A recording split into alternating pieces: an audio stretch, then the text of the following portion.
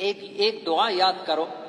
جن لوگوں کو جنات کی شکایت ہے یا مستورات کو، یہ رائے وینڈ کے پورے پاکستان کی شورا کے درمیان وہ احمد بٹلہ صاحب نے بیان کیا کہ ایک مدرسے میں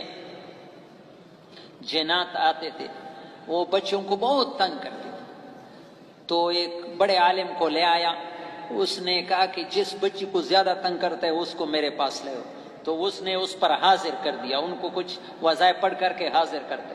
تو اس نے وہ جن سے کہا کہ آپ تو ابھی یہ لڑکی پر ہے، آپ علیحدہ میں میرے ساتھ ملے۔ وہ عالم نے کہا، جن سے کہا کہ آپ تو لڑکی کے زبان پر میرے ساتھ بول رہے ہو، آپ علیحدگی میں میرے ساتھ بول۔ اس جن نے کہا کہ یہ شرط ہے کہ آپ کے ساتھ کوئی اور نہیں ہوگا، اس نے کہا میرے ساتھ ایک خادم ہوگا۔ تو وہ عالم اکیلے کمرے میں خادم کے ساتھ بیٹھا ہے کہ یہ جن انسانی شکل میں آیا، پگڑی باندھا ہوا اور دوڑی، تو یہ عامل حیران ہو گیا، اس سے پوچھا تو مسلمان ہے؟ اس نے کہا میں مسلمان بھی ہوں، عالم بھی ہوں۔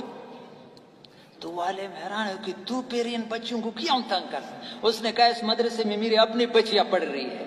اور جب ان بچوں کو دیکھتا ہوں تو میں برداشت صبر نہیں، جیسے آدمی کا نشہ ہوتا ہے، بہت سمجھاؤ وہ اپنے آپ کو قابو نہیں کر سکتا۔ تو اس نے کہا کوئی ایسے وظیفہ ہے کہ اس کے پڑھنے سے تو یہ بچیاں پھر تمہیں وہ بچ جائے؟ اس نے کہا فلانے کتاب میں وہ وظیفہ ہے۔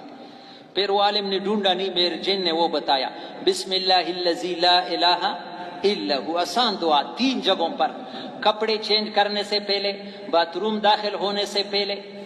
اور غسل کرنے سے پہلے، ان 3 موقع پر۔ ابھی ڈیرہ غازی خان میں میں نے وہ پڑھا، شاید ابھی بیان میں بھی ایک سفید ریش